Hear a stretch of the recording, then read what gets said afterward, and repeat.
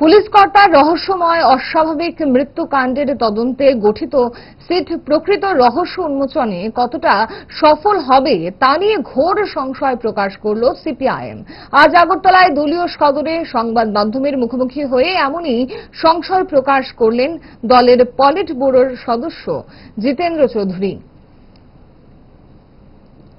পশ্চিম ত্রিপুরার এসপি নেতৃত্বে পশ্চিম Tripura SP mister ponds তরুণ officer, আমি ব্যক্তিগতভাবে আমার বিচারের কথা হয়েছে।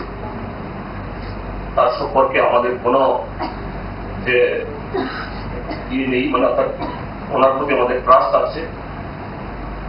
নতুন অফিসার, কিন্তু এসপি র্যাঙ্কের একটা অফিসার দিয়ে তদন্ত করালেও এই তদন্ত কতটুকু যে মূল যে কারণগুলো উদ্ঘাটন করতে পারবে আমাদের গুরুতর সন্দেহ আছে। কেননা গত 8.5 বছর ধরে ত্রিপুরাজ্যের সৎ নিষ্ঠাবান আমলা, আইএএস হোক বা আইপিএস হোক, তাদের কাজ করার কোন স্বাধীনতা নেই।